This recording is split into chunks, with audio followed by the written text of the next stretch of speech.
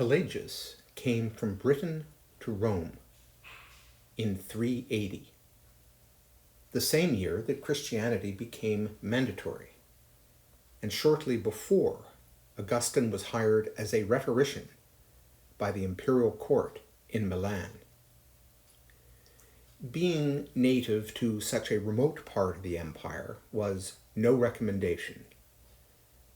Britain had a reputation for a particularly crazy brand of barbarism and ignorance. Pelagius frequently gets called a monk, but he belonged to no monastic order. Indeed, monasticism had not yet reached Britain. Pelagius was simply a self-disciplined ascetic. He had an Irish name, Morgan, which means man of the sea. This translated to Pelagius in Latin. His traditional birthplace is in Wales, but St. Jerome said he was progeniem Scoticae gentis, that is, descended from the Scottish race. At another point, he ridiculed Pelagius's overweight, saying he was stuffed with Scottish porridge. Somehow, Pelagius was fluent in both Latin and Greek, and he displayed an inexplicable erudition. He immediately attracted attention in religious circles for his holiness and his insights. He was appalled at the grotesque immorality and extreme luxury of the Roman aristocrats who purported to be Christian, and he contemned their behavior publicly. In the following 25 years, he developed a substantial following, especially among patrician women. These were the only educated women in the world, and they had never heard anyone like Pelagius. For a long time, Pelagius had no debate with Augustine, with whom he shared a concern to suppress the heresy of Arianism. The doctrine of Arianism admitted that Christ was divine, but denied that he was part of the Godhead. In short, this teaching denied the Trinity and defied the emerging Orthodox consensus. The Council of Nicaea had soundly rejected Arianism in 325. Yet, Arianism was always lurking, especially among the Germanic tribes to the north. That huge, continuing issue put Pelagius, Augustine, and Emperor Theodosius on the same page, at least for the time being. Augustine was just getting warmed up with his new theology of control. Having now gotten into the business of government-mandated religion, Emperor Theodosius got busy. In 391, he ordered the closing of all temples, and he began banning pagan practices. In 394, he abolished the Roman state cult of the Vestal Virgins, which had endured for over 1,000 years. After Theodosius died in Milan in 395, his son Honorius became emperor, and he continued the project of de-paganizing the empire. In that same year, Augustine became Bishop of Hippo, which was his hometown in North Africa, near Carthage. In 400, Augustine completed and published his first seminal work, being his famous Confessions. In 405, Pelagius heard someone read from this work the following phrase: "Give me what you command, and command what you will."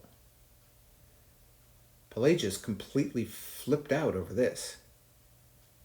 He well understood the traditional Christian notion of absolute free will, and he saw that Augustine was turning humans into puppets who were morally and spiritually immobile without the puppet strings of divine grace.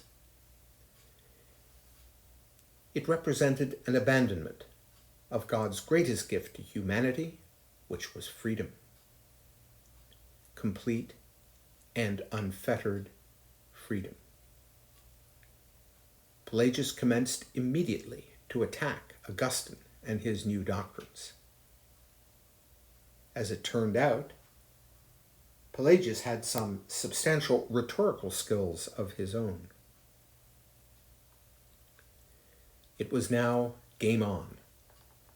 Augustine, as a representative of management, so to speak, ferociously fought back against Pelagius's defense of freedom. To win the argument, however, Augustine first had to learn how to wield imperial power to enforce a state religion, to make it actually, not just theoretically, imposed by law. Augustine had to learn the sorry lesson that when rhetoric fails, violence can prevail. This occurred after Augustine returned to Hippo, where he accepted a mission to suppress a very stubborn group of his fellow Berbers, the Donatists. The Donatists promulgated Christ's central teaching that they who sought to lose their life would save it. Now, there had never been any Donatists before certain bishops, after the Diocletian persecution, came up with a novel and Rome-friendly idea.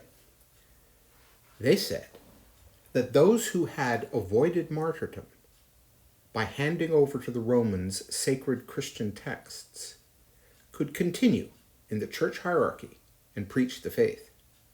Suddenly, there were Donatists who said no to this. The entire Christian church had been implicitly Donatist from inception, so much so that the principle need not even be stated. Avoiding martyrdom was the most un-Christian act imaginable. The Roman historian Tacitus observed early on, with a shrug, that Christians were people who hate life. In Augustine's new order, things quickly looked up for the traditores, as the traitors to the faith were called. Compliance with Roman authority was not just forgivable and tolerated, it was required. If people handed over a few copies of the Gospels to be burned, so what? This was the excellence of Augustine's rhetoric. He detected and attacked unspoken fundamentals, which were so fundamental that very few had bothered to articulate them.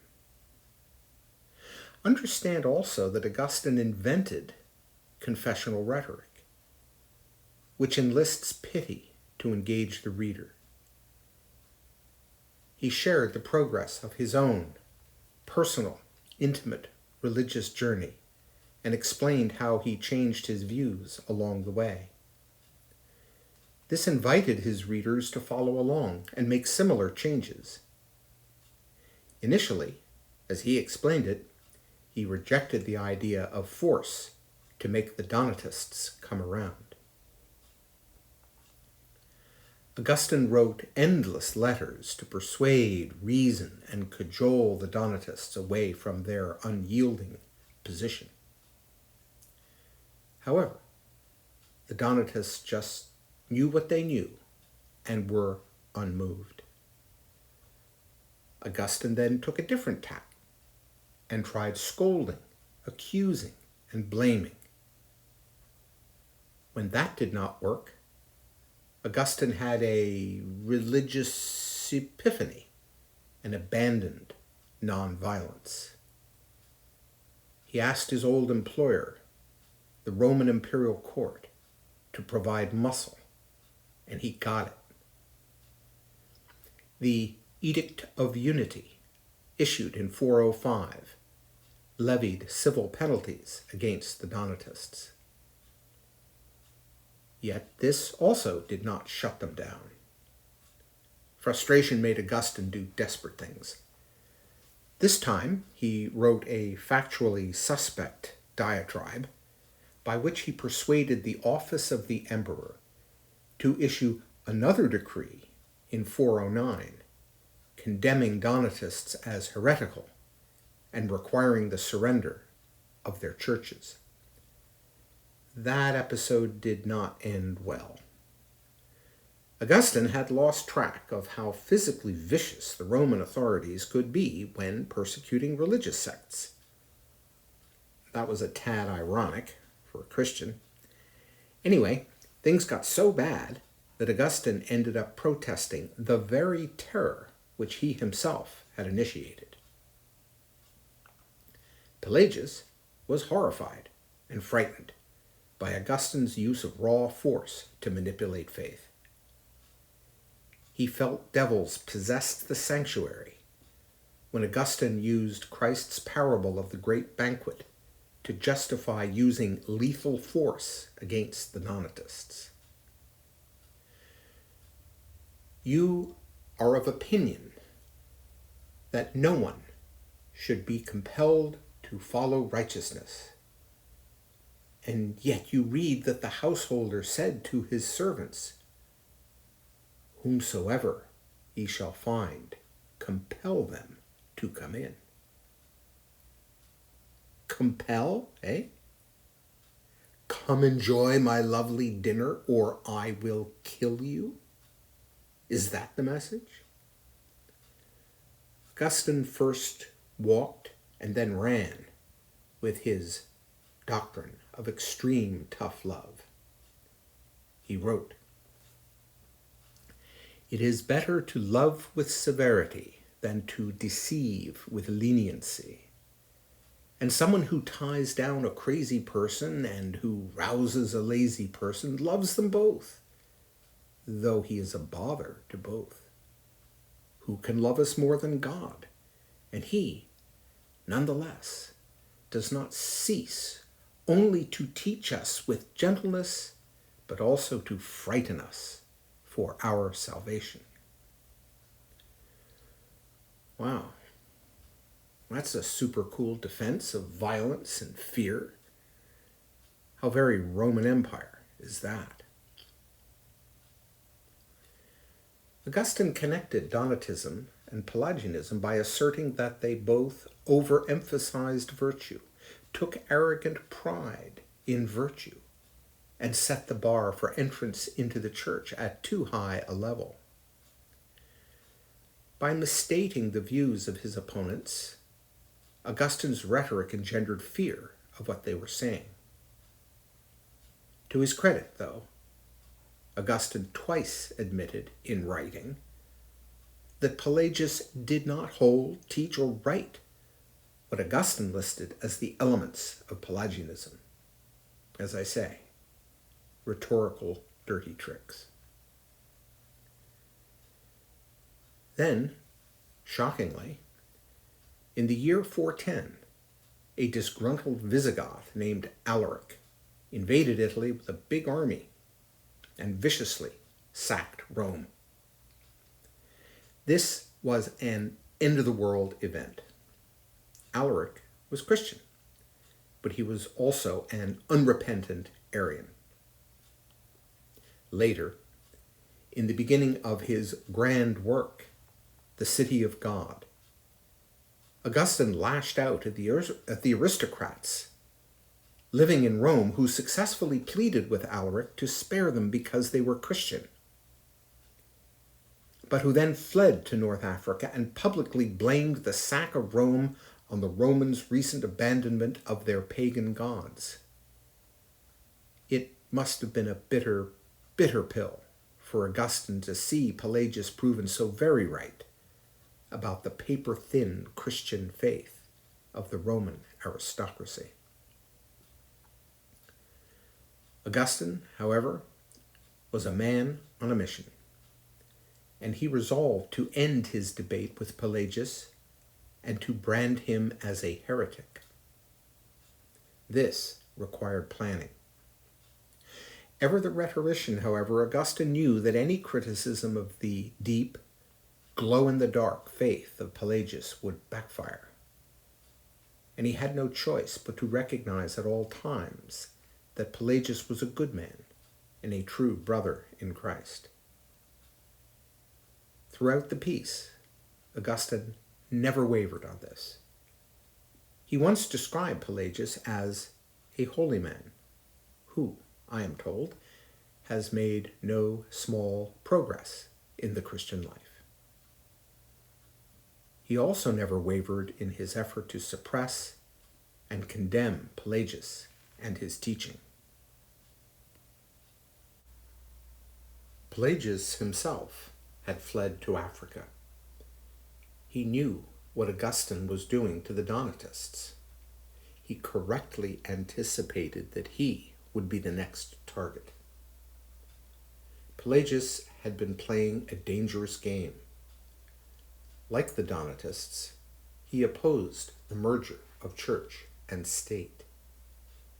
He also dared to oppose the emergent state-sponsored dismemberment of centuries of Christian embrace of untrammeled free will, free choices, and just consequences for the exercise of free will.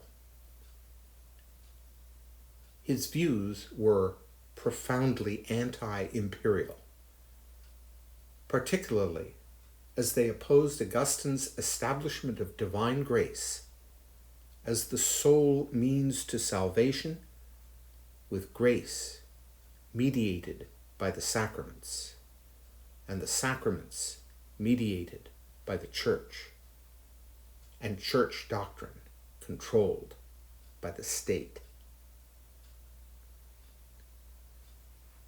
Pelagius sensed the end was near. He traveled to Palestine and called upon the protection of his close friend, Bishop John of Jerusalem, who was revered as a saint both in the East and in the West. Augustine enlisted Paul Orosius, a Spanish priest who had been his intensely devoted student in the study of rhetoric, plus a somewhat unwilling accomplice, Jerome, to go to Jerusalem to condemn Pelagius. This was a hot potato. Bishop John felt compelled to call a council in July 415. In front of that council, Orosius prosecuted Pelagius on a single charge, which was very easy to prove, namely, that Pelagius opposed Augustine's doctrine of original sin. The council wished not to detract from the manifestly ascending star of Augustine as an authority in the church, but they were ambivalent about the new teachings. Then, as now, the Eastern Church can tolerate Augustine, but only in small doses. The council, therefore, made no decision and referred the matter to the Latin Church, specifically to Pope Innocent I. This was responsive to and respectful of Pope Innocent's recent declaration, for the first time ever, that the papacy was more than just a symbol of apostolic succession and that the Pope, as Bishop of Rome, enjoyed supremacy among Christian bishops. However, this expression of ecclesiastical comity did not serve Augustine. He wanted this case tried in the East. His authority was by that time already secure in the West, with or without a powerful pope. Augustine got exactly what he wanted when 14 Eastern bishops called a synod to take place later in that same year, 415, about 25 miles from Jerusalem in Diospolis, also known as Lydda or Lod in both biblical and modern Israel. For 200 years, Diospolis had been the Roman colony in the region. It was where St. George had been martyred under Diocletian. It was now showtime for Augustine. There was much at stake. If Orosius's renewed prosecution of Pelagius failed, and if the issue was indeed one where the finger of heresy must be pointed, then by implication Augustine himself was the heretic. Well, as it turned out, both Orosius and the doctrine of original sin lost in spectacular fashion. The 14 bishops unanimously found no heresy in Pelagius's denial of original sin. More to the point, they specifically adjudged Pelagius to belong to the communion of the Catholic Church. Augustine and Jerome were beyond furious. Jerome called it the wretched synod of Diospolis. Now, please understand that Jerome had come a long way under the influence of Augustine and his confessional rhetoric. Modern scholars have discovered absolutely everything ever preached by Pelagius within the early writings of Jerome. Jerome became Augustine's shining exemplar for the abandonment of traditional views. Particularly, Jerome signed on to Augustine's brilliant rhetorical maneuver of falsely branding Pelagius's teaching as a new heresy and advancing Augustine's brand new theological order as traditional. Jerome retained one piece of dignity, however, in refusing to give up on the inherent goodness of the human species. He wrote late in life, "You will never hear from me that human nature is evil." Augustine's lump of sin anthropology was just too much crap for him to swallow. Pope Innocent appreciated that some heavy lines had been drawn in the sand. The long debate had turned ugly, and he saw no need for any of it. He also wanted to assert his new type of papacy, in which he was the preeminent bishop. He wanted to keep the peace, to appease both sides, and to turn down the heat. He declared, diplomatically, that he both blamed and praised the bishops of the Diospolis Synod. Saying this, of course, implicitly tolerated Pelagius. However, Pope Innocent threw Augustine a bone by condemning Pelagius's outspoken follower, an aggressive and strident lawyer named Pelagius. Augustine was firmly in control of things in Carthage, and he arranged for not just one, but 2 local synods there to condemn both Pelagius and Pelagius. Neither had been invited to come defend himself. Too risky. After Pope Innocent died in 417, Calestius brought an appeal of his condemnation to Pope Zosimus, who was Innocent's successor. Calestius appeared before Zosimus at a synod in Rome in 418, and, to Augustine's great disgust, the Pope completely exonerated him. This was now getting out of hand. His rhetoric had failed, and force must now prevail. It was time for Augustine to play the big card. It was time to enlist the assistance of the very imperial court which had hired him in the first place, although it had moved its location from Milan. Emperor Honorius had withdrawn to Ravenna to get out of the way of Alaric and his barbarian hordes. Ravenna was more defensible than Milan or Rome. Like his father, he was willing to wield imperial power at the behest of the Church. Emperor Honorius would have recalled from his childhood when Bishop Ambrose had imposed 8 months' public penance on his father, Emperor Theodosius, for taking excessive measures to quell civil unrest in Thessalonica. Therefore, at Augustine's request, Emperor Honorius dutifully issued a decree condemning Pelagius and Calestius. This took place at Ravenna on April 30, 418.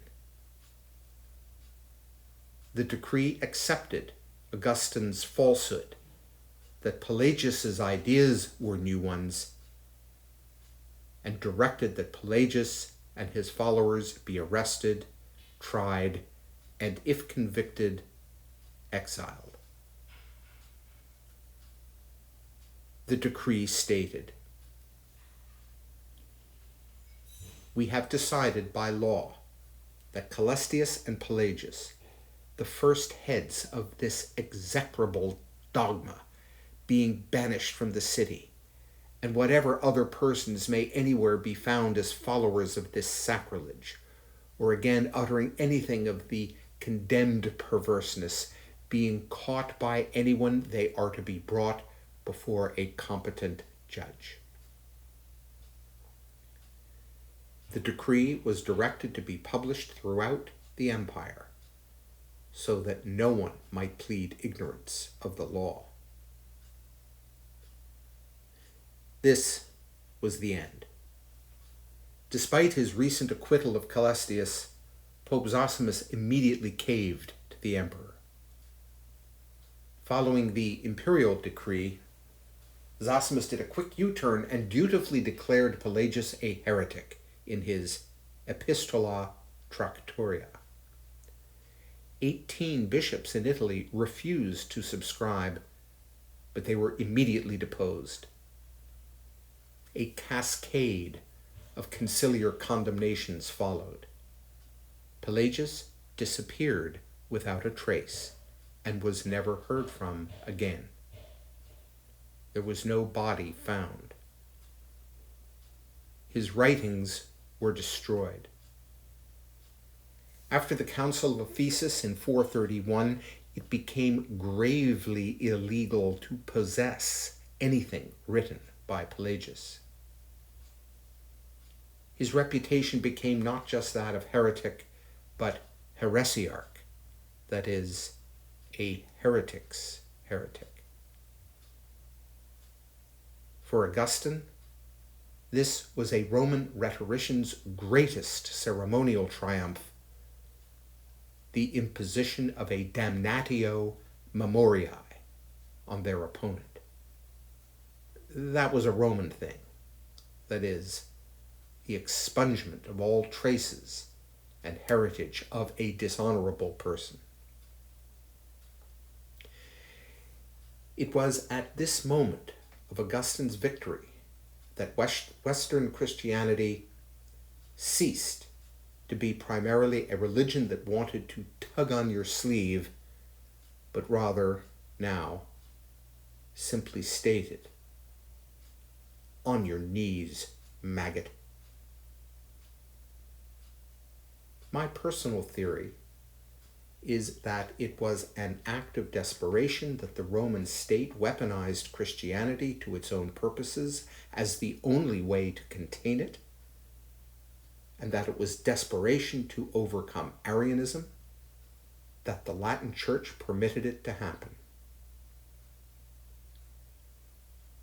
Just as Pelagius was suppressed, his interlocutors were exalted. 3 of the original 4 unimpeachable doctors of the Church were St. Ambrose, St. Augustine, and St. Jerome. 1,000 years later, the protesting Protestants never bothered to protest Augustine. On the contrary, they doubled down. The most often used proper name in John Calvin's Institutes is St. Augustine. The Roman Catholics, for their part, still cannot breathe without the oxygen of Augustine. Pope Francis, lovely and gentle man that he is, rampages against what he calls self-absorbed Promethean Neo-Pelagianism. Ouch. Anyway, in the next and final video, I talk about some of the consequences.